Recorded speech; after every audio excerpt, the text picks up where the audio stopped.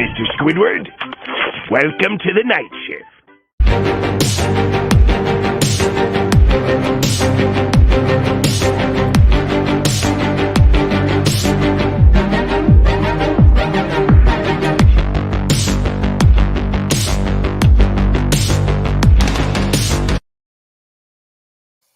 Hello, everyone. Happy Thursday, and welcome to the night shift. I'm Loro Antonio. Isaiah Leong will be joining me in just a moment. And what is on our agenda today? We're going to be talking about the Chiefs-Chargers game, what we're looking forward to in Week 15, and then in the NBA, we'll talk about the Lakers and also Austin Reeves. We'll have Isaiah for that, and then for college football, more news on that with Oregon hiring Dan Lanning. Keaton Slovis is now out of USC. And then San Jose State landing converted former Hawaii quarterback Siobhan Cordero. So got a lot in store for us tonight. But before we get to our program tonight, I want to remind everybody that please sure to catch myself, Isaiah Leong, and the rest of the MI6 and Coast to Coast teams tomorrow on the MI6 Christmas special. It's going to be fun. I mean, it's going to be a Christmas party on our network, and I'm looking forward to that. And also there'll be fun and games, trivia, and also sports talk with the team. So looking forward to that tomorrow. You don't want to miss that. And also want to remind everybody that the Extra Point will be continuing on every Sunday, while the rest of the programs of the MI6 Sports Network will be on hiatus until the new year. So basically no Wild Sports Talk until the new year, no BS until the new year, no night shift until the new year, and also talk about other shows that we normally run during the week. So the Extra Point will continue as scheduled, and we'll go from there. Now, let's get to the good stuff here. So, the Chiefs and the Chargers played on Thursday Night Football. Actually, I was wanting the Chargers to get this win just because I felt like that Justin Herbert was better than Mahomes this year. Patrick Mahomes hasn't had a good year. It's not a year that we all expected him to have. But at the same time, I think that the Chiefs could very well win the AFC West, which I think they will. I mean, I think that they already beat the Raiders twice. They got to face Denver one more time, and I think they will beat Denver.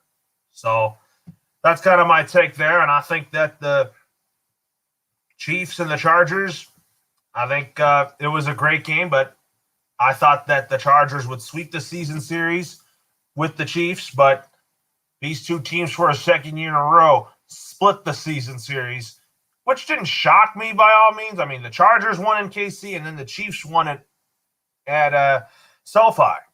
So that's kind of my take there. And I'm looking forward to this weekend's games, so we'll talk about that in just a little bit here. So here, I'm going to talk about my reaction to the Jaguars firing Urban Meyer after 13 games into his first season at the helm. And let me tell you, possible candidates for me to replace Urban Meyer in Jacksonville, if Darrell Bevell chose something, then I think I would give it to him. But at the same time, I'm going to say that I would give it to Byron Leftwich, former Jaguar that knows the organization well. He was a quarterback there. I think he's a quarterback guru that could really help Trevor Lawrence succeed in the league. I mean, he's really helped Tom Brady out in the final stages of his career. I think Byron Leftwich, young QB with a young head coach, that's kind of been the motto these days in the NFL, pairing that up. So basically it could be the next Staley and Herbert. So I would say Byron Leftwich to me is my top candidate for the head coaching job in Jacksonville. Also, don't rule out Jim Caldwell. He hasn't been coaching in the NFL since 2017. He's led those Lions team to winning seasons. And I think that Jim Caldwell should be an intriguing candidate for the Jags as well. So my thoughts on the Urban Meyer firing is that he does not know how to necessarily treat his players. I mean, you're not supposed to kick your players if they're having a bad day. That's not what you're supposed to do as a head coach. I mean, it has been a lot of turmoil for Urban Meyer since the bar incident back in October when a young college girl was dancing on his lap. So that something had that kind of lost the trust with the Jags and the locker room and with Shad Khan. So I really think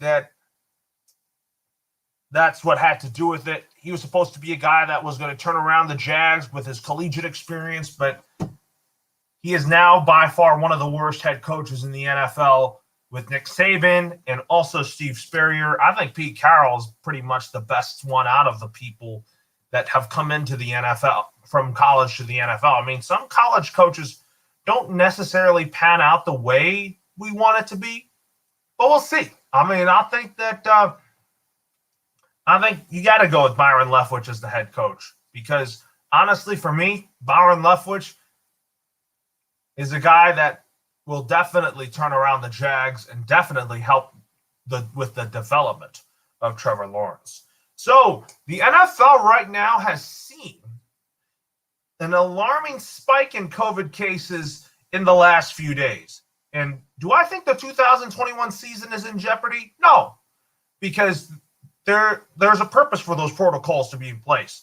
I mean, this year we got a vaccine and the boosters. So not necessarily the 2021 NFL season is in jeopardy, but I just think that with the vaccines and all that, players can actually come back quickly from that if they actually test negative twice. It's not like last year where you have to cancel games because of an outbreak. So basically this time of year, you have to wear masks. So just be careful out there. For those who are watching, wear a mask and slow the spread of COVID-19. It's still ongoing, and just be smart out there. So for me, I just don't think that the 2021 NFL season is in jeopardy. So I'll tell you some of my Week 15 games that I am looking forward to the most. I'm looking forward to the most is Patriots-Colts because I think that the Colts are a team that is cooking at the right time. And if you look at the Patriots, this team has won 7 straight games. But can the Colts find a way to upset the Patriots on Saturday? We'll see. I mean, it is going to be a dandy of a game on Saturday. I mean, looking forward to that. Looking forward to seeing Carson Wentz and Mac Jones go head-to-head. And I think that the X factors in this game for that one is Jonathan Taylor, Carson Wentz, Michael Pittman, Zach Pascal, and on defense for the Colts, Darius Leonard. The Colts are a team that you can't sleep on. They're a well-coached team with Frank Reich, and to me, they're the most complete team in the AFC South. Them and Tennessee always battle it out till the end. But I think Tennessee might as well win the division, and they could get Derrick Henry back for the playoffs. So that's one of the games I'm looking forward to the most. Patriots, Colts, the other, Buccaneers, Saints. I mean, New Orleans is still in the thick of things in the playoff race. But for Tampa Bay, they're pretty much running away with this division because I think that the Tampa Bay Buccaneers are a team that is favored to win the Super Bowl in the NFC, which I think we could see Brady and Belichick go head-to-head in the Super Bowl. But don't underestimate the Chiefs because like what we saw tonight, I mean, the Chiefs, they could definitely make another run for a Super Bowl title. So we are going to wait and see on that. So let me talk about who do I see snatching the final 2 wildcard spots in the AFC. So we'll take a look at the current playoff picture or take a look at the standings here. So we'll take a look here at who I think is going to get the final 2 spots. I think that you'll see the Chargers holding on to that 5 spot. I think Buffalo will definitely hold on to that 6th spot. And I think that 7th spot, I think I'm going to see Miami be in there. And I think that the Colts are probably going to find a way to probably miss the playoffs or something like that, because I think Miami's going to cook at the right time.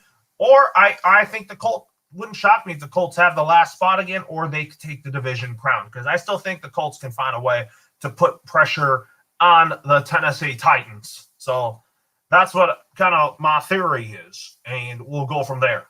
So anyways, now that being said, we'll talk about the NHL right now a little bit. I mean, the LA Kings, however, played in Florida to take on the Florida Panthers after coming off an overtime loss to the Tampa Bay Lightning. They found a way to bounce back and beat the Florida Panthers 4-1. And I'll tell you what, I mean, the Kings have been one of the streakiest teams in the NHL. And I think that's what we're seeing out of them right now. They play the Carolina Hurricanes on Saturday, and we'll go from there. So hopefully the Kings can figure out a way to continue the winning momentum on their side. And also, folks, today we had a developing story in the MLB. Also, there are reports that the MLB and the MLB Players Association, they are not expected to talk about core economics until January. So my thinking is this, that they got to settle the non-core economics first, and then come January, I think they will settle for the economic portion of the CBA. And then I think the deal will get done either by the end of January or the early part of February. So that's kind of my takes on that. So anyways, there's some topics that I want to save here. So basically, that's something to talk about here. And also, folks, just to, so you also, there are rumors that the New York Mets could be hiring Buck Showalter as the next manager of the New York Mets. And I think that there'll be some momentum in that department, and we'll go from there. So anyways, now we'll talk about our next topic is the NBA. So the Lakers, however, they had a thrilling overtime win over the Mavericks last night, and tomorrow they take on the Minnesota Timberwolves. And if producer Wang is watching, T-Wolves are going down tomorrow. So my thoughts on this game is that Austin Reeves was an unsung hero. He did what he had to do. That was a clutch three-pointer. A lot of people are comparing him to Alex Caruso, but I think Austin Reeves is definitely going to make a name for himself, and he's going to find a way to get into the rotation and earn more minutes for the Lakers. And I think that Austin Reeves has proven to be proven to be a contributor for the Lakers. And I think that Austin Reeves is definitely showing what he can do. I mean, now that with Russell Westbrook and Avery Bradley put on the COVID list, you will see more of Austin Reeves. And then the Lakers, however, signed Isaiah Thomas. And I think Isaiah Thomas could help with these 10 days, but hopefully that it is a false positive test for Russell Westbrook, as he and Malik Monk, Dwight Howard, and pretty much almost all of them are in COVID protocols right now. So you're basically going to see the same small ball lineup and go from there. So after Austin Reeves' historic performance last night, does Austin Reeves deserve to be in the Rookie of the Year conversation? And I would say I wouldn't put him there just yet, but that is a question that is like bold. So play me that what, GIF, please. What? That sums it up about if Austin Reeves should be in the Rookie of the Year conversation. Like, what? Is he kind of like the Cinderella? Is he forming that Cinderella story? We'll see. Because Isaiah thinks he believes that, which I can't wait to get his take on that when we get him on air for the night shift here. Is he still doing kicking it with Ace and Isaiah over on our partners from the Coast to Coast Entertainment Network? Other scores in the NBA to talk about here today. We'll just show you right now and tell you is that today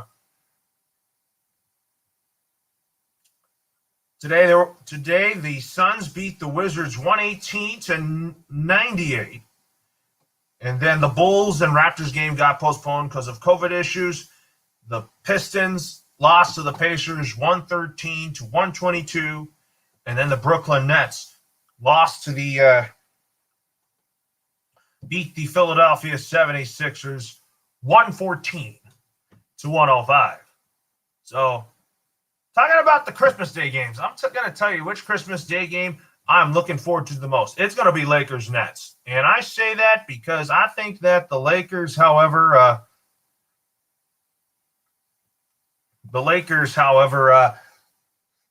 this is both teams that have really tremendous rosters on paper, especially with the Lakers having Russell Westbrook. Hopefully he'll be back by then. And then talk about LeBron James going head-to-head with Kevin Durant. And then talk about James Harden matching up with whoever is at the 2 guard for the Lakers. And I think that we're going to see that type of matchup here. I mean, I'm trying to see if there's anybody that commented on our show here so that we can kind of respond to that. But also, I think Suns Warriors is going to be a game to watch here on Christmas Day, because you get to see Devin Booker and Steph Curry go head to head, and probably we're going to see Klay Thompson back at some point maybe on Christmas Day, since that's the kind of the top there. And then you got the Mavericks and the Jazz, and then the Knicks and the Hawks going head-to-head here as well. So there's a lot of Christmas Day games coming up here, and we'll go from there. So anyways, there's also reports in baseball that Carlos Correa was offered a 10-year deal from the Detroit Tigers. So if I think he's going to go to the Tigers, would you move Javi Baez to second base, move Jonathan Schoop to first? I would do that in a heartbeat, because Carlos Correa loves A.J. Hinch. And I really think that that it would be a match made in heaven if you get to see Carlos Correa join the Detroit Tigers. But also, I was kind of laying around this idea there were rumors about the Dodgers potentially getting Freddie Freeman. Do I think it's going to happen? No. I think Freddie Freeman is going to stay with the Atlanta Braves because he's loyal to the city. He just won a World Series ring with them. The Braves need to find a way to pay him whenever the lockout ends. And then you pay Freddie Freeman. I also think the Dodgers should consider this idea to get Anthony Rizzo to the Dodgers, because I think that with the universal DH coming to the National League, the Dodgers should be prepared to put Justin Turner as the primary DH for the Dodgers, which that's what you should assume. And assumingly, we are going to have a DH in the National League. And I think the Yankees, they need to be on the phone with the A's, and they need to get Matt Olson to the Big Apple. And then I think you got to give up guys like Luke Voigt. Then you give up one of your shortstop prospects to the A's. And then do you give up Elvis Andrus? I guess you should. You could include him in that trade too. The reason why I would do that is because you could put Elvis Andrus at short and then include Gleyber Torres to Oakland and put DJ LeMahieu at second because that's his natural position. And then you don't have to give up Gio Urshela. And I think Gio Urshela could be starting at third. So that's kind of the idea that's laying around here. Or you could do a 3-team trade that would put Matt Olson to the Yankees, and then you could give up Matt Chapman to the Phillies. If I were the A's, I think Billy Beane has had a rich history in making trades with the New York Yankees. So that's kind of my theory here, just because I feel like that the Dodgers could always move Max Muncy to second base, And I think that Trey Turner stays at short. Third, you could put Edwin Rios, who I think the Dodgers need to give a shot to starting at third base, just because you got to give Justin Turner is going to be the primary designated hitter, which I think that's going to happen. But if not, then just prepare for Gavin Lux to be starting at second base. But the Dodgers, they shouldn't get Freeman. They need to consider Anthony Rizzo, because I think the Mariners, the Yankees, and the Dodgers are in the running for Anthony Rizzo. But I also could picture him teaming up with his buddy Chris Bryant in Seattle, or he could just stay with the New York Yankees. Isaiah is going to be coming on shortly here, folks, so we will get him on here in just a moment here. So, anyways, folks, now we'll talk about some college football here. So, here's my reaction to Oregon hiring Dan Lanning. I mean, do I think that he will make an impact right away with the Oregon Ducks? Absolutely. I mean, coming from the coaching tree of Kirby Smart out of Georgia, I think if he brings in the right coaching staff, right offensive coordinator, an elite defensive coordinator, I think the Oregon Ducks should still compete in the Pac-12 North. So, but also watch out for USC, since I got Lincoln Riley running the show there. So, Keaton Slovis, speaking of USC, I mean, he transferred out of USC. And I think that Keaton Slovis needs to go to, he should transfer to Alabama, Georgia, or maybe Florida, because JT Daniels did that too. So, Keaton Slovis, I think he has potential to be a good quarterback in college football, maybe in the NFL, but he just needs more years in college before entering the National Football League. So, anyways, we'll talk about the next thing we are going to talk about here is we are going to preview some of your games tomorrow here for the NBA. You got the Lakers and Wolves tomorrow. Do the Lakers find a way to be 17-13 and continue the momentum? I think so. I mean, we got a comment here from Justin Bosman, the MVP of the show. He says, "Hey, Lauro," and he says, "I'm the best. Thank you." I take that as a compliment. And he also says, "Lakers game and let's go Lakers." So tomorrow, the Lakers and the T-Wolves are going to go head-to-head on ESPN. Lakers are 16-13. They've been playing really good as of late. And I think that if they continue their win streak now, I think this team could really find a way to string together wins and play the type of basketball that fans are accustomed to seeing, which is hard-nosed, tough basketball. So he had a question for me here, so keep those questions coming. And he asked me, am I calling the Laker game on Colorcast tomorrow? No. I'm actually going to be part of the MI6's Christmas special tomorrow. Like I was talking about on the audience earlier, I was mentioning to the audience earlier that I will be part of that show tomorrow with the rest of the MI6 and also the Coast to Coast teams, which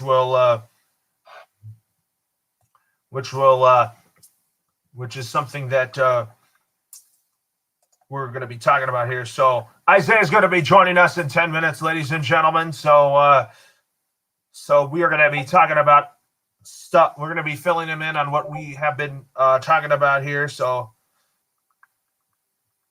that's what he said. So just stay tuned. We will get to him shortly, but let's break down the Patriots' remaining schedule after today. So Justin, I'll tell you right here, my thoughts on the NFL overtime rules. I think, should they change the rules? No. I mean, I think that they should kind of change it. I mean, both teams should have an opportunity to possess the ball.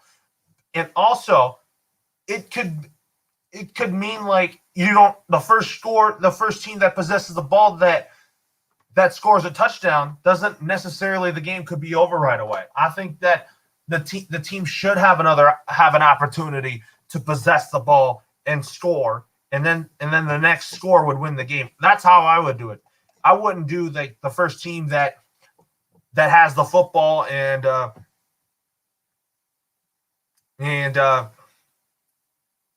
scores a touchdown wins the game necessarily. I think that the overtime rules need to find a way to get revised here, which I think that's going to happen. I think that's something to be talked about at the NFL owner meetings this offseason. So he also said, yeah, I agree. Both teams should have 2 chances with the ball. And then if they fail to score on the first possession, I think that the next point will win the game. The college rules are kind of like you keep playing until there's a winner. So that's kind of my theory here. So anyways, now we'll break down the Patriots' remaining schedule as the Patriots are playing the Colts tomorrow here. They play the Colts tomorrow. Then they'll play Buffalo. Then their last home game will be against the Jacksonville Jaguars. And then they'll finish the year in Miami. So basically, the Patriots' schedule is very favorable. I think the Patriots, could they beat the Colts? It could happen, but they might lose. They could lose this game because the Colts, because the Colts, this was the team that really, the Colts were the team that accused the Patriots of Deflategate. So Justin had a comment on there, and he says the Patriots, they will win Deflategate. And he also says, will Josh McDaniels take the Jags job? I already said it earlier in the show, Justin. I want Byron Leftwich to take the job. If not Byron Leftwich, you go with Jim Caldwell. Jim Caldwell is an offensive guru, and he helped Peyton Manning out. He helped out Matthew Stafford, and a young quarterback with an experienced head coach in Jim Caldwell, that I think is going to help here. Anyways, we got other news to talk about here is that for the Cleveland Guardians, this is sad news, that minor leaguer Andres Maldez, he died suddenly in Miami. We don't know the cause of death, and our thoughts and prayers go out to him and his family and also to the Cleveland Guardians organization. So that is sad news right there. And we'll go from there. So anyways, well,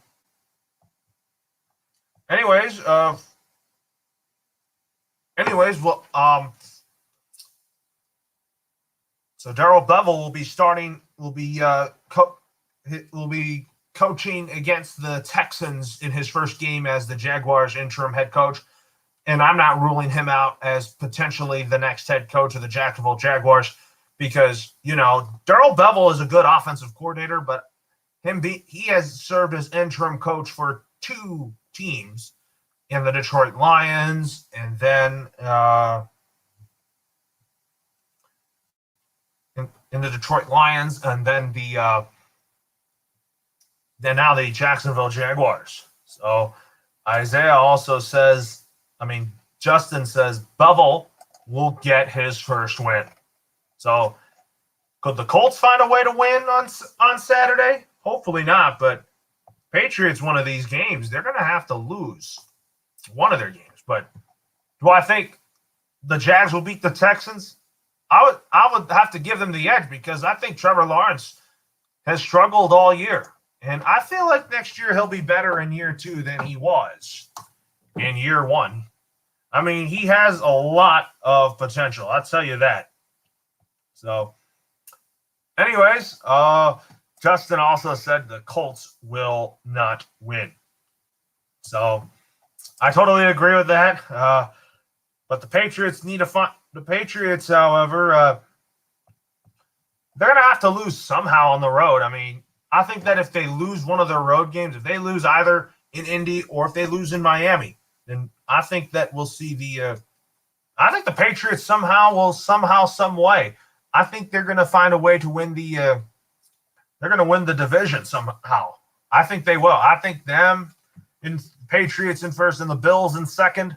And then I think the third place team are the Miami Dolphins. Anyways, Justin also threw in a comment. He says the keys are to stopping Joshua Taylor at running back.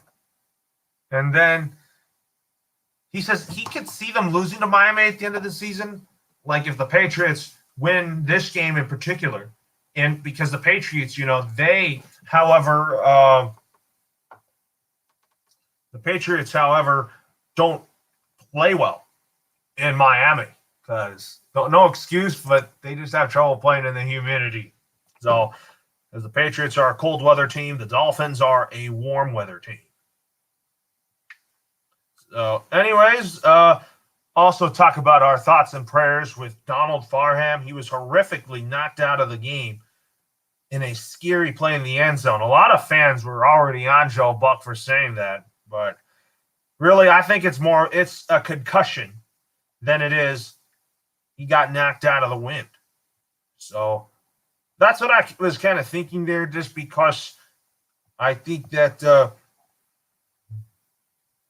that's what I think there. So Justin, we're going to put out his comment right here. I mean, he thinks Joe Buck is terrible.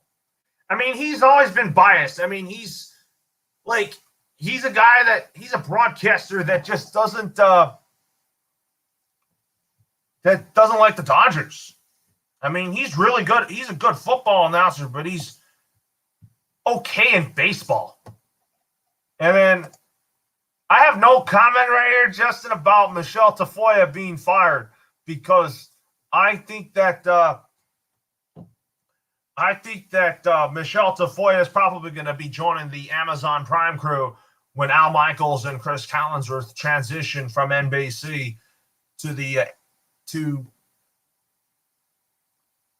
Thursday Night Football on Amazon Prime. You're going to see a little bit of changes for Football Night in America next year, and I think Maria Taylor will probably be the full-time host for that.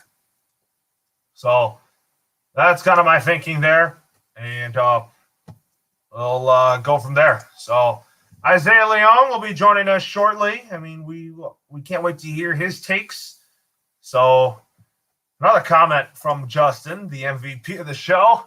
He says Joe Buck is biased. And I mean, he is biased in some ways, but Joe Buck isn't really the best announcer out there. So that's kind of my theory right there. So anyways, folks, with that being said here, who we'll talk about next, which NFC team is going to which NFC team I think is going to be in the playoffs. Like I talked about the Philadelphia Eagles getting in there. So that's kind of my take there on the Philadelphia Eagles. I think Jalen Hurts has done a good job. He's shown that he is the face of the franchise at quarterback.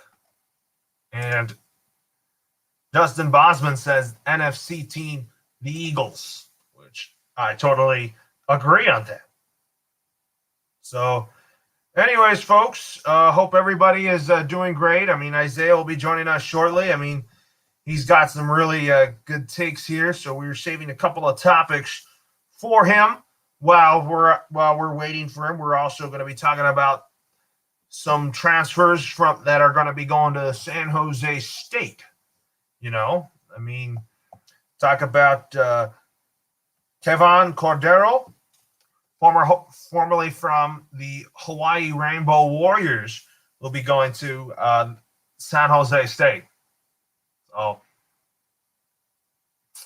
anyways, we'll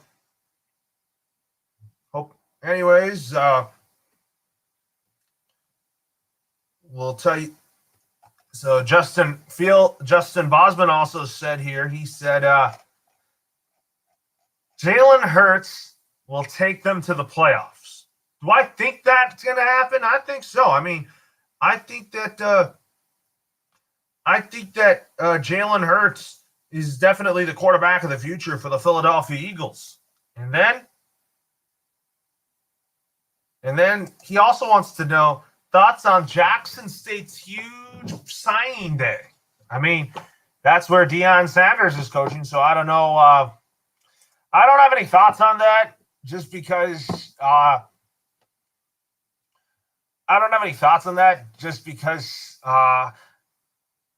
Jackson State's a Division II, Division III school.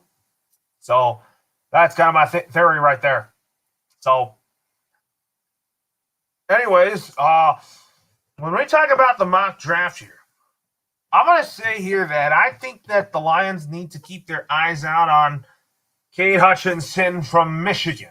He's got to be the number 1 overall pick in the draft because I think that the Lions need some edge rush help, and I think that the Lions could do that.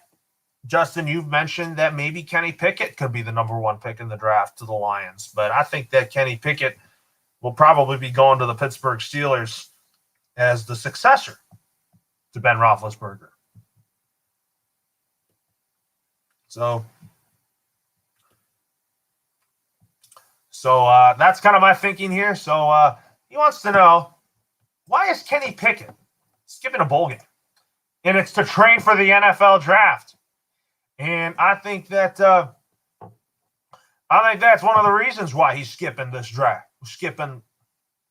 I think that's one of the reasons why he's skipping this NFL draft, this bowl game coming up. And he kind of wants to know how come he's skipping it. And he's skipping it just by the look of it. He wants to train his body for the NFL, and he's got to train for the combine. And he could play in the Senior Bowl, which that could happen. Kenny Pickett is, I think, the best quarterback coming into next year's draft, along with Malik Willis and Matt Corral.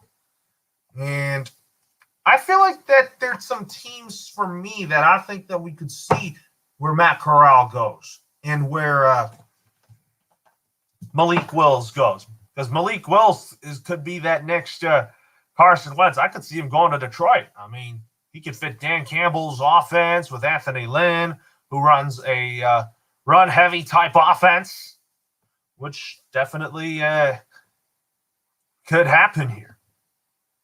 So, because this upcoming draft is definitely defense heavy, which is not offense heavy this year. I think it's more defense heavy, and it kind of reminds me about 2013. So basically, Justin Bosman made another point here. He says that Mac Jones did not play in his Senior Bowl, but he did, however, practice at the Senior Bowl. He also said he remembered Mac Jones sat out the Senior Bowl game, and he did that, and he did so because Mac Jones just didn't go out there, and Mac Jones, however,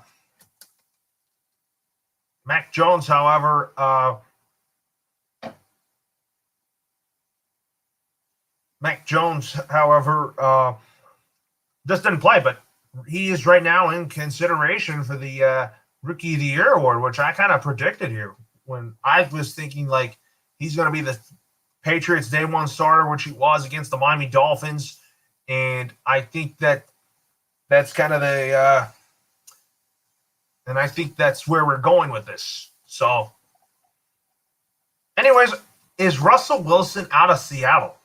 That's an good early question here, which I probably don't see it happening just because I think that it has been it's been a bad year for the Seahawks. I think he can fix his relationship with Pete Carroll. I know that he and Pete Carroll, however, have a really good relationship. And I still think that Seattle, in order for them to keep Russell Wilson, I think they need to find a way to get some offensive line help and also give him more receivers. He has Lockett and Metcalf. So Justin wants to know, and he also thinks that Mac Jones should be in the MVP race, which I think should happen here. And he wants to know, is Pat Mahomes in the MVP race, which I think he should be. I don't see why not. And then the Seahawks, they need to get talent around Russell Wilson. They need to find a way to shore up that defense because you know that Bobby Wagner is the captain of that defense. And you also know that they have a depleted secondary without Jamal Adams.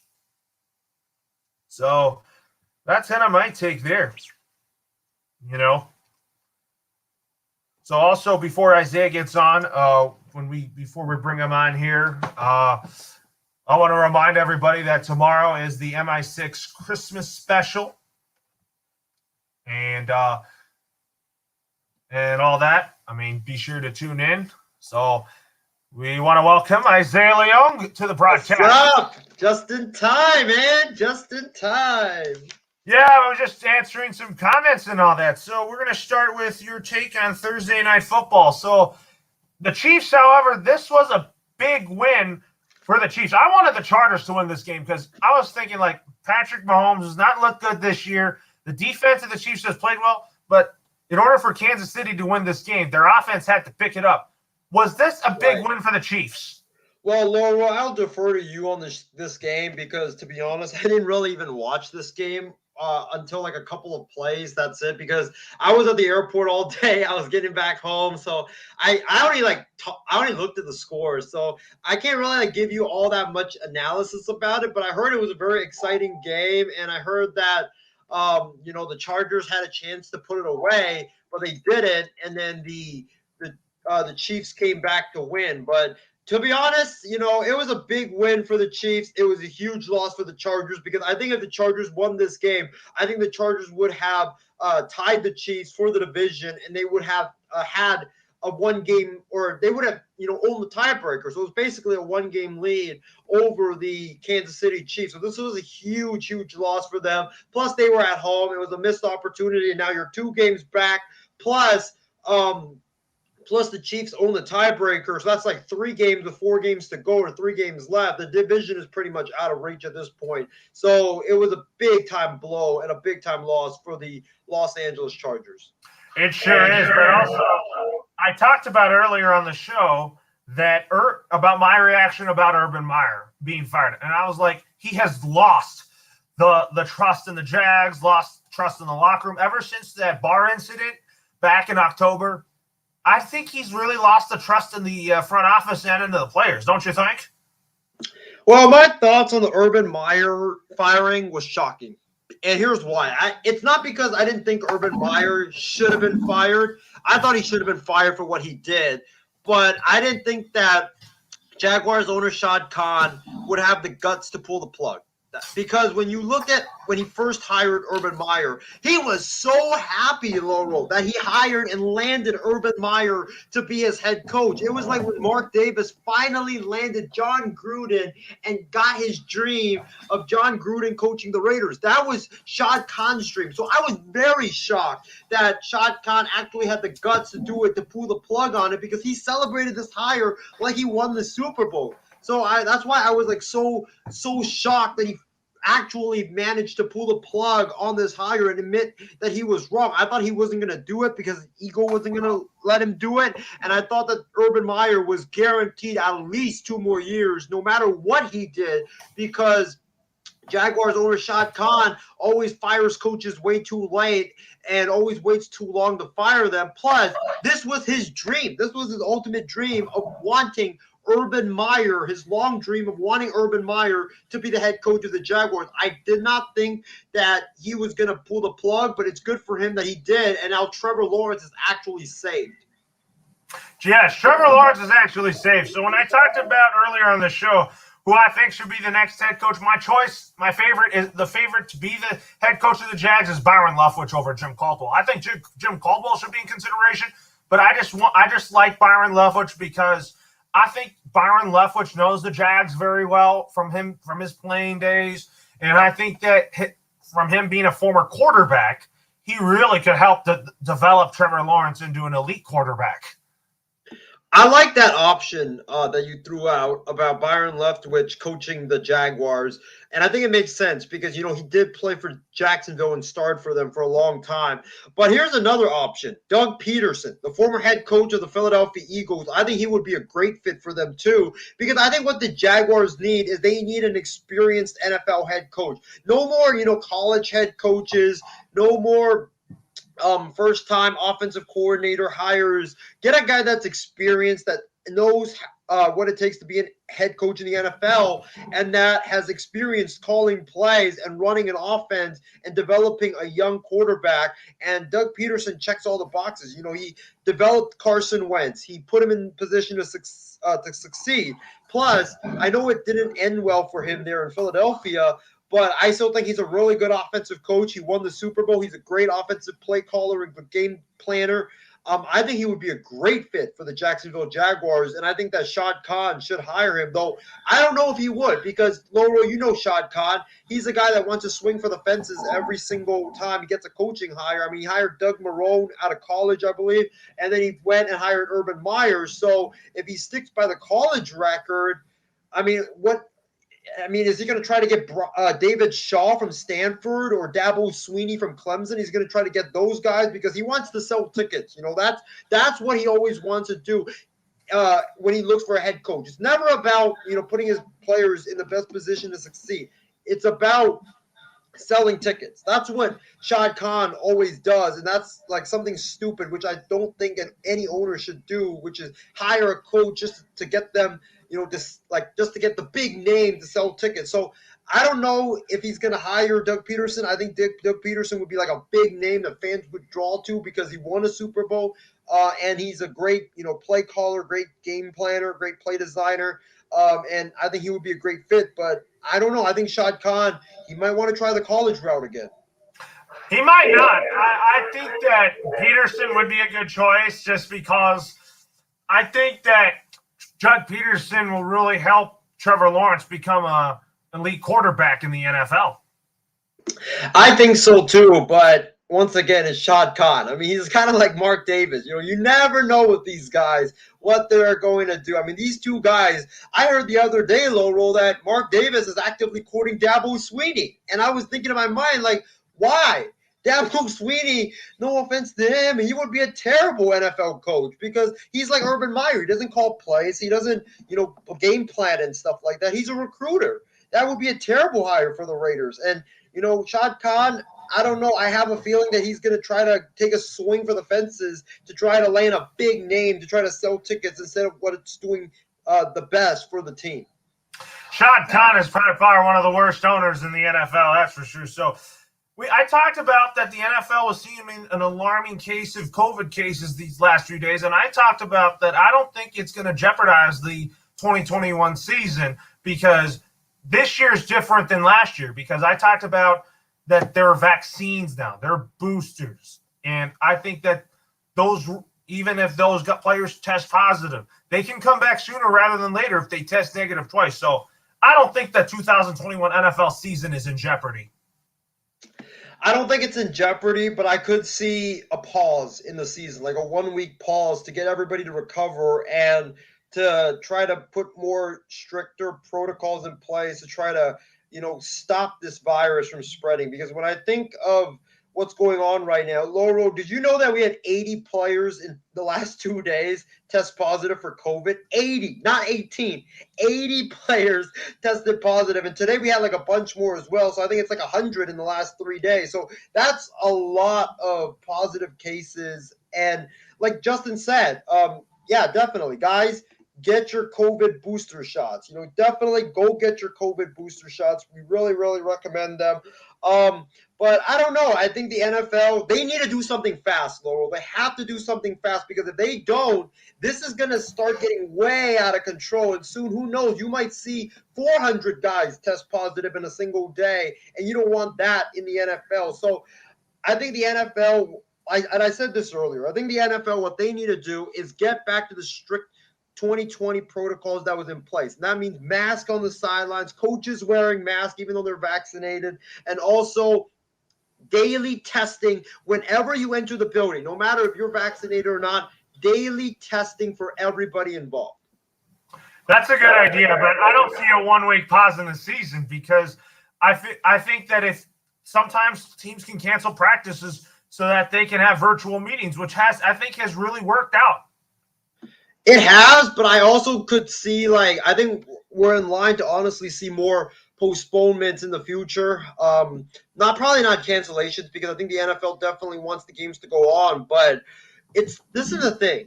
Do you want to see a less product? Do you want to see, there's 4 weeks left in the season.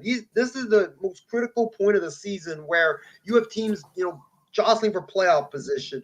Do you want to see, Nick Mullins versus Nathan Peterman, Loro, or you have not Jake Fromm, but you have Mitchell Trubisky versus, let's say, Mitchell Trubisky versus, if it's Bills and Chiefs, for example, what if it's Mitchell Trubisky versus Chase Daniels? I don't think anybody wants to see that, in a primetime game. So I don't know. I just think the NFL, they have to do something fast.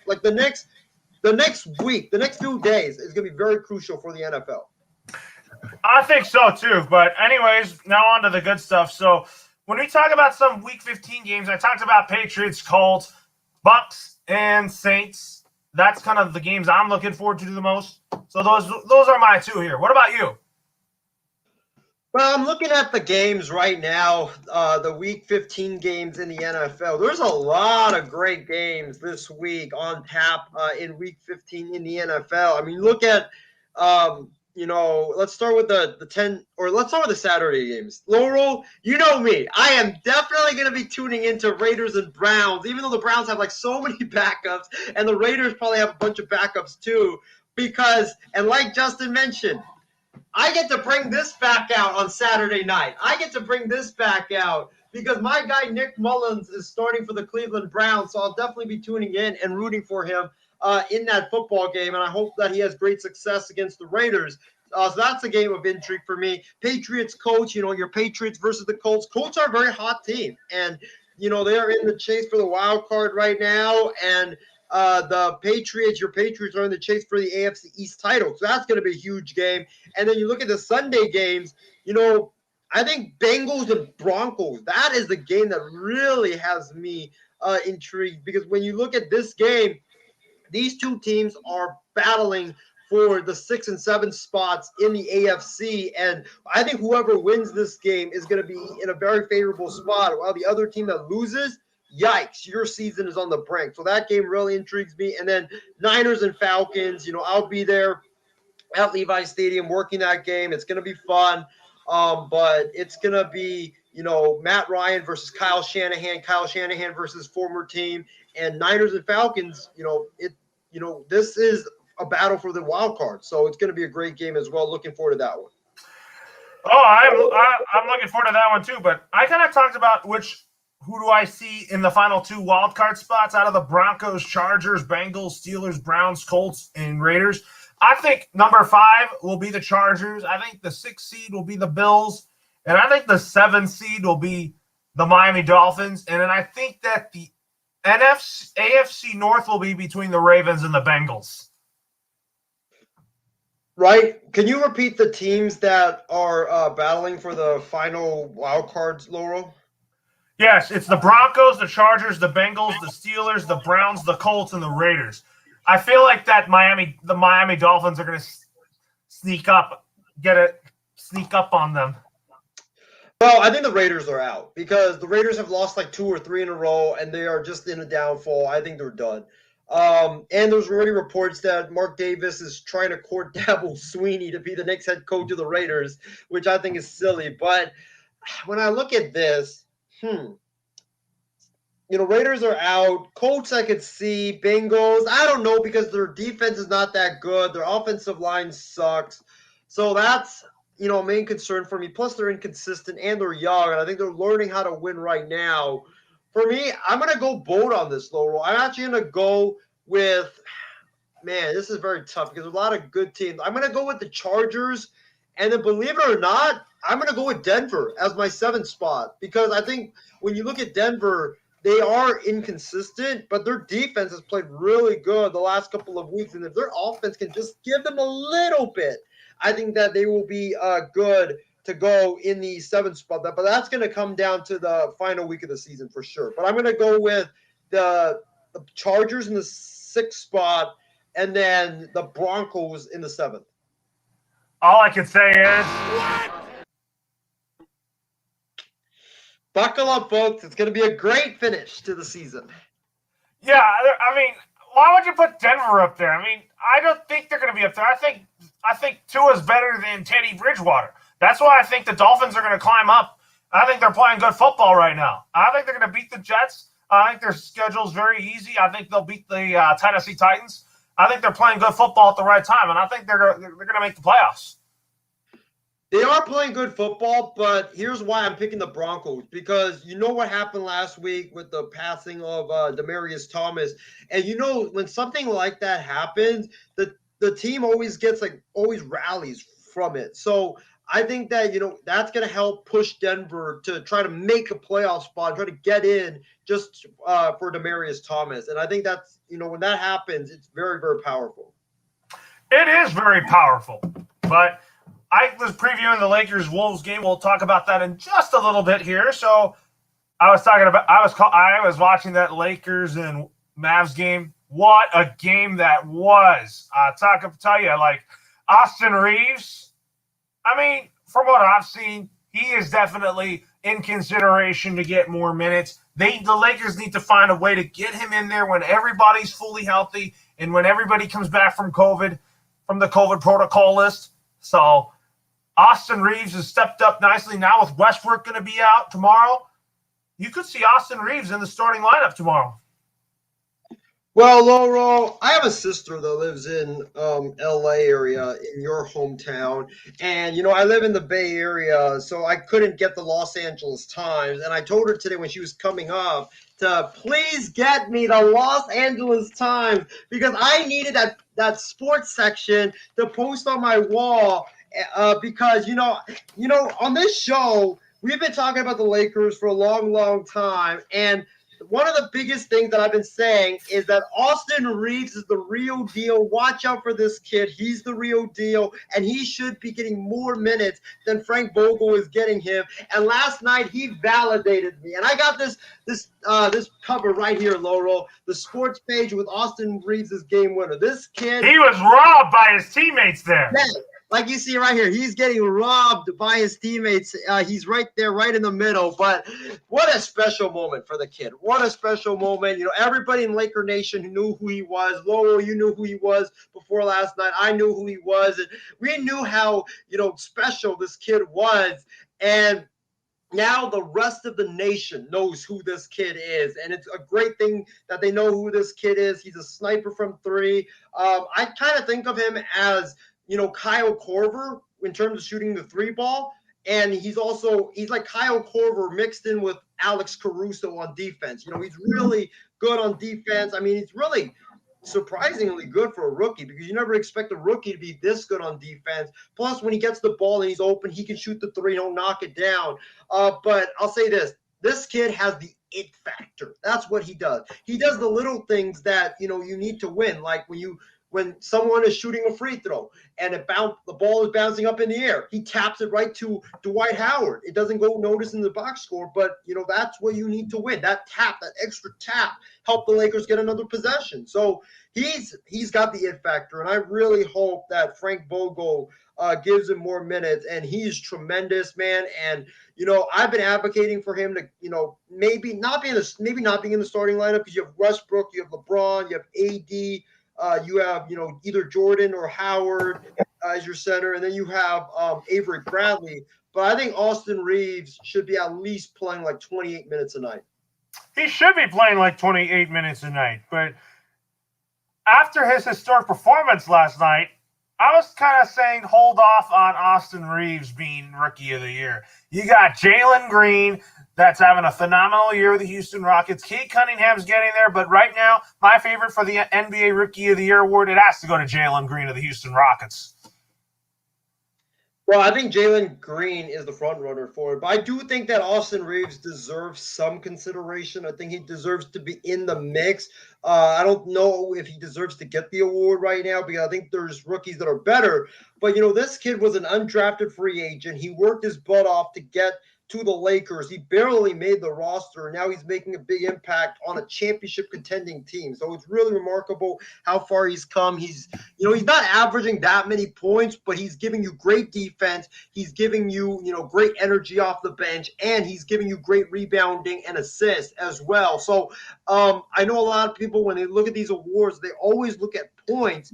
But if you look at the other stuff, Austin Reeves is definitely in the conversation, and he should be in the conversation because right now, Laurel, besides Jalen Green, I just don't think that this year's class has really lived up to the hype.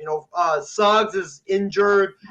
Wagner has been all right. Kate Cunningham, he's missed some time, but he's healthy now. And then Jalen Green has been the guy, everybody's talking about. And also don't forget about Evan Mobley from the Cleveland Cavaliers, who's been good.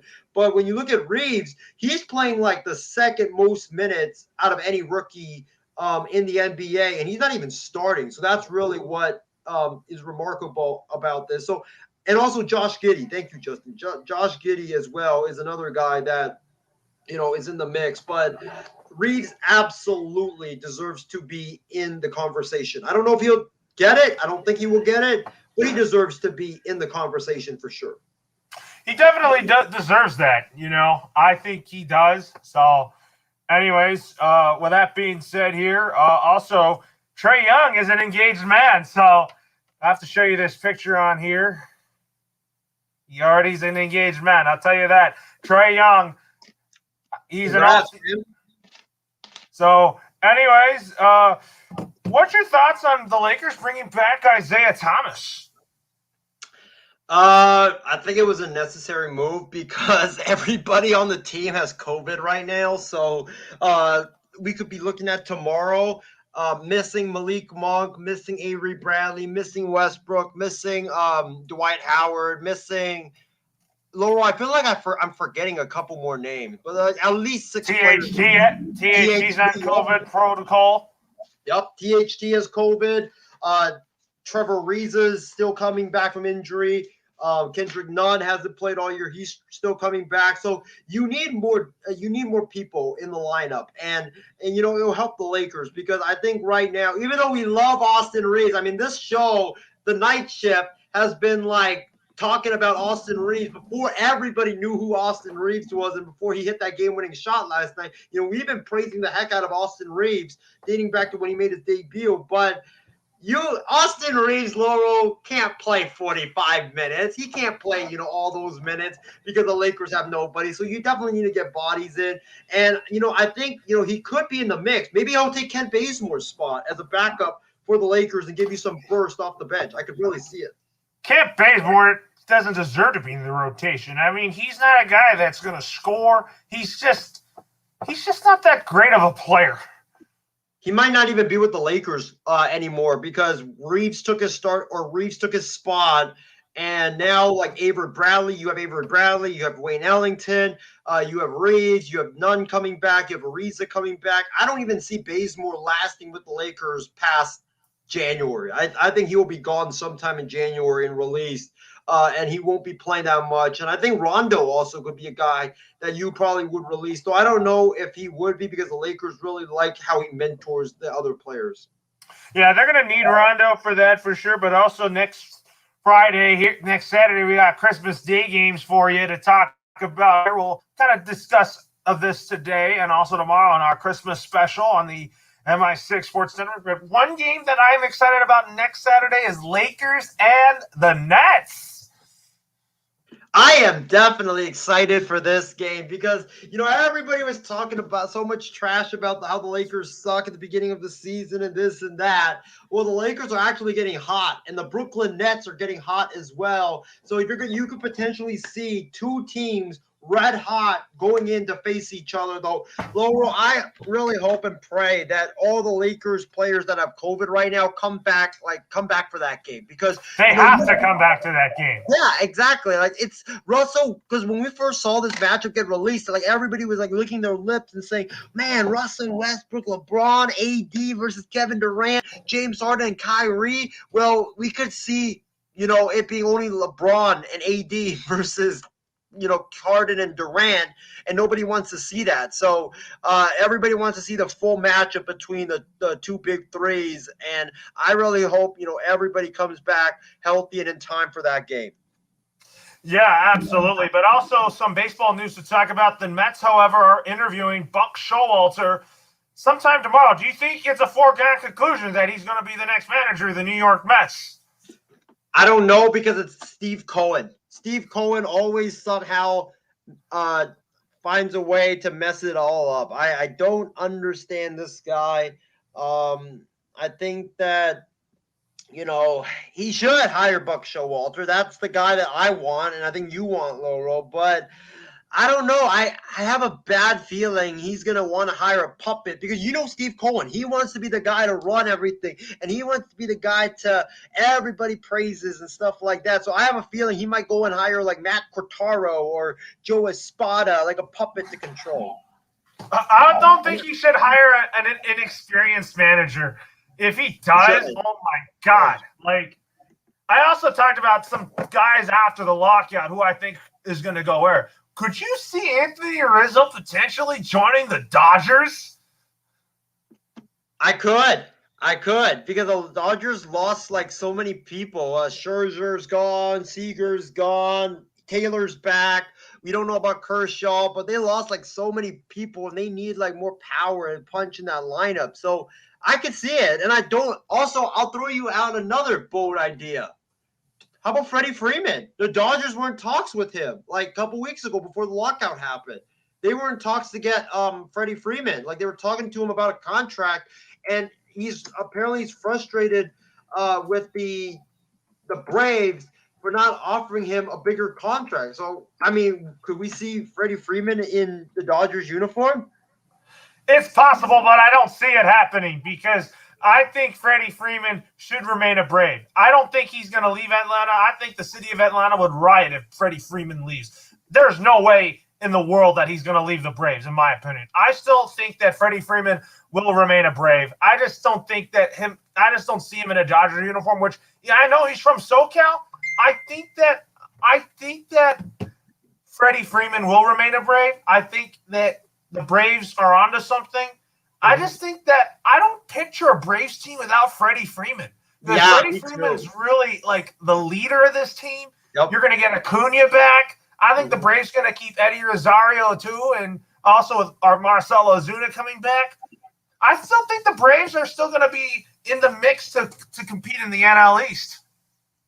I think they will, but I don't know. This is like, Laurel, you remember Dwayne Wade in Miami when they were negotiating that contract and they couldn't come to terms, and Dwayne Wade got so frustrated he left the Heat for the Bulls, and everybody was like, man, nobody can imagine Dwayne Wade not on the Miami Heat. And I could see this situation happen in Atlanta, because Freddie Freeman, they've been negotiating for like several months now, and he's like getting frustrated that he might be at that point where he leaves the Braves for another team. I also wanted to say here that I don't think he does leave the Braves. I think Alex Antopoulos said that that's the goal, to keep Freddie Freeman in Atlanta, which I totally believe in what he said there.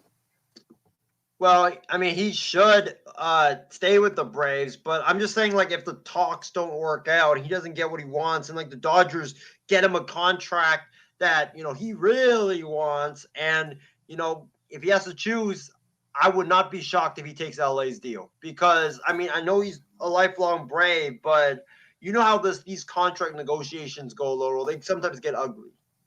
Yeah, I think that the Braves will figure it out, though. So I talked about Anthony Rizzo potentially going to the Dodgers. I think you could move Max Muncy to second base. And do you think that the A's should still find a way to trade Matt Olson to the Pinstripes? Here's the thing. I think the longer the the lockout happens, right? I think the longer the lockout drags on, I think the A's will be kept the same this season the longer the lockout goes. So if you're an A's fan, you should be rooting for the lockout to go to March. But if you're a baseball fan, you should root for the lockout to end as soon as possible because you want baseball. But, because I know the A's, if the lockout ended today, they probably trade everybody. But if the lockout ends in like late February or March, they probably wouldn't because when you look at the time, you would not have like that much time to get trades made and ship this guy to this team and ship this guy to that team and ship that guy to that team. You just wouldn't have that much time. So I think that I don't know. I don't know if Matt Olson getting traded now is actually going to happen. It just depends on how long the lockout goes. If the lockout ends in February, then I don't think he'll get traded. But if it ends like tomorrow or ends next week, yeah, he's probably getting traded. I think the lockout will end before spring training. I just don't see it dragging that much longer from what I heard. Well, hopefully not, because I really want to see baseball and I want to work A's games again.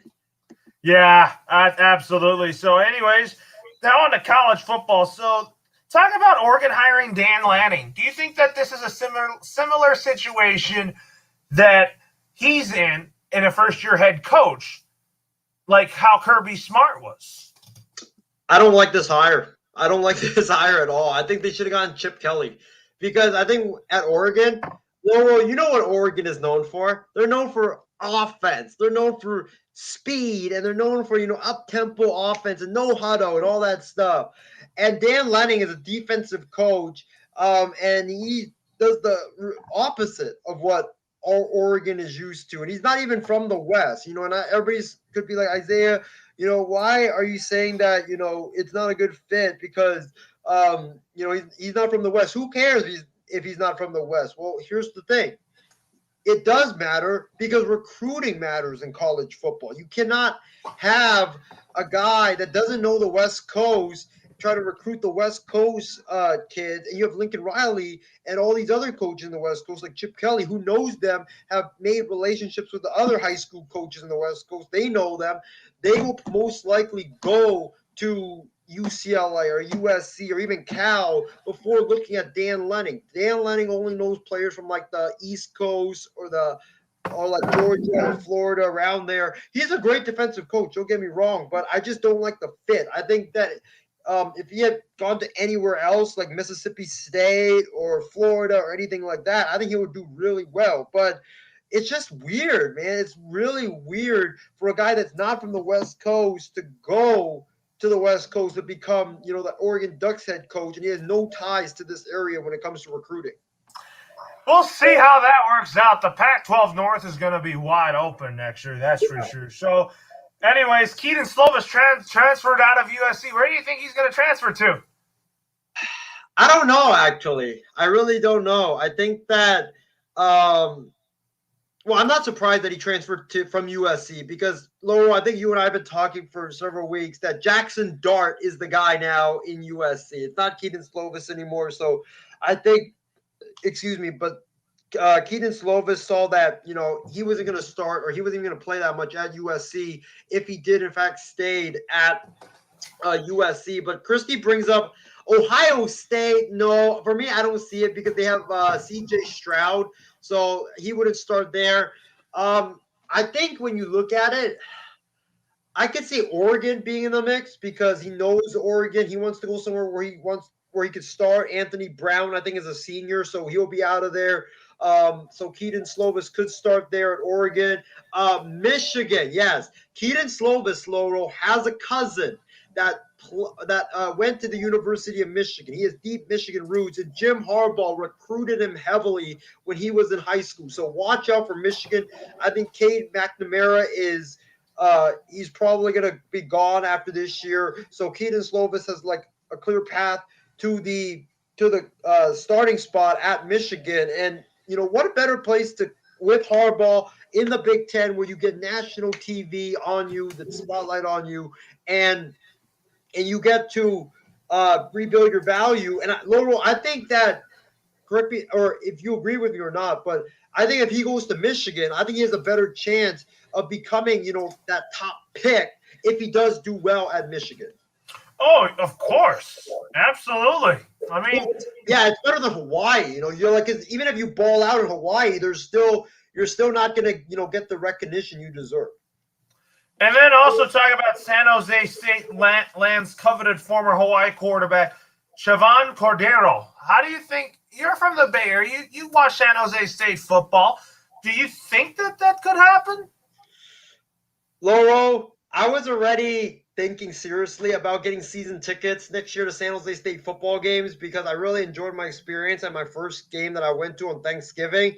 But now it's a done deal. I am getting season tickets to San Jose State football games because I love Chevin Cordero.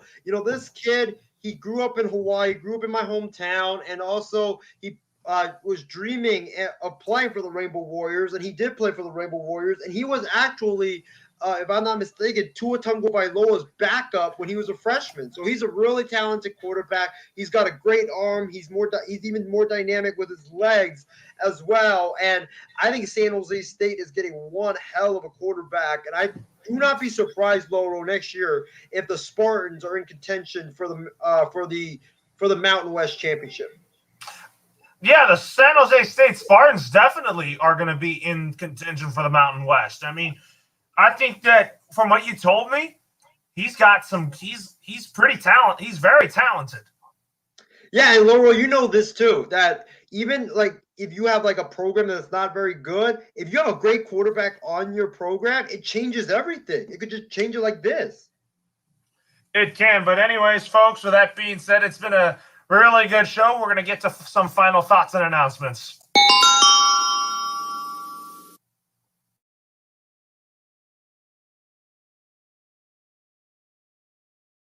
For my final thoughts and announcements, so we want to make some announcements real quick for you all. So don't forget, tomorrow is the MI6 Christmas special. I'm so excited about this show. And then also in 2 weeks from today, date to be announced, will be the New Year's extravaganza, which I'll be a part of. I know Isaiah will be a part of, and Callan will be a part of as well. So Isaiah, can you give us more detail? Give the audience more details on what to expect in tomorrow's Christmas special, and also talk about the New Year's extravaganza, because we kind of talked about this off air. Are you and I going to be splitting the hosting duties for both the Christmas special and the New Year's extravaganza? Well, let me start with the Christmas special. By the way, I want to thank the fans for tuning in. It was a great show tonight. Thank you, Laurel, for holding it down for the first, 30, 40 minutes while I was, on Kicking It with Isaiah and Ace. But for the Christmas special, we're just going to have a lot of fun. We're going to talk about sports. We got a lot of great topics tomorrow, which I'm going to make the script after the show is over. I'll make the topic list for the show for tomorrow after the show is over tonight. And we'll talk sports, talk about football, basketball, and baseball, and then we'll have some like Christmas fun, talk about Christmas topics, maybe even do a Christmas themed Power 5, talk about our favorite Christmas movies and all that stuff, and what we love about Christmas. It's just gonna be like so much fun. So make sure you tune in for it. It'll start at 8 or 8:30 around that time p.m. Pacific tomorrow, and it's going to be a multi-hour special. So make sure you grab your hot chocolate, grab your blankets, and snuggle in and tune in, because it's going to be a great show. I'm so excited about this show. I'm looking forward to it. And also for the New Year's extravaganza, it's going to be sometime around New Year's Eve. Right. So here's the thing, Laurel. Last year on MI6, we did the New Year's extravaganza with myself, Callan, John, Trevor. I think a few other people were on it. But last year, we did a 6-hour special. We did a 6-hour special where you have the East Coast guys get the first 3 hours, and then the West Coast guys that get the next 3 hours. So from 9 p.m. Pacific all the way until 12. Me and Callan did that with Stephen Wang, who was there. And then from 6 p.m. to 9 p.m., John and Trevor and the other guys, they did that for the East Coast. So we got to celebrate New Year's on the East Coast and the West Coast as well. And we're going to do it again this year. It's going to be, I don't know, it'll be 6 hours, but it might be like 4 hours where we do where we start at around, let's see, it'll be like 7 p.m. Pacific on our time because that will be 10 p.m. Pacific. We have the East Coast fellas go 7 p.m. to about 9 p.m. and then we take over from 9 p.m. Or no, yeah, we take over from 9 p.m. to 12 or something like that. We'll figure it out once we get there. But it will be like a big time show where we will take you into 2022. It's gonna be great. It is going to be great. So, are you and I going to be splitting the hosting duties for both the Christmas show and the New Year's show? I think the Christmas special we will be splitting it. I don't know about the New Year's extravaganza because that's like Callan's baby, and he's probably gonna want to. Well, last year he hosted the whole 3 hours, so it's his it's his one time that he always comes on and hosts shows on MI6. So we might just give it to Callan for like the West Coast 3 hours and let him host that portion. But I mean, if you want to host like the East Coast portion, 3 hours of it, you can talk to Callan and we'll set something up. Yeah, I'll talk to Callan about it. I'm probably going to be on the New Year's extravaganza for the whole time. Oh, okay, awesome. Yeah, I could do both East Coast people and West Coast people. Awesome, man. Awesome. It's going to be great. It's going to be awesome. So my final thoughts, hope everybody out there gets their shopping done. Yep. And hope everybody has a wonderful Christmas. I mean, just make sure that you tell your friends and family that you love them and cherish them, and that hopefully that we're going to have better days kept coming ahead as we're going to get through this COVID pandemic, which hopefully ends sooner rather than later. And looking forward to tomorrow's Christmas special. What about you, Isaiah? Same thing. I'm looking forward to tomorrow's Christmas special. I'm going to have some hot chocolate and the script in front of me and more stuff, for Christmas. It's going to be so much fun. But, tune in for the Christmas special and get that Christmas shopping done and tune in. It's going to be a great show. I'm so excited for it. I am too. Like, do you think all of us tomorrow should wear Santa hats? Yes. Santa hats, Christmas sweaters, bring it all out. I have to find my Christmas sweater because I can't wait for the show tomorrow. So for Isaiah and our producer Stephen Wang, Lauro signing off for now. Be sure to tune in tomorrow for the MI6 Christmas special. I cannot wait for a wonderful show tomorrow, and then I am also excited to be part of the New Year's extravaganza. So have a great night, everyone.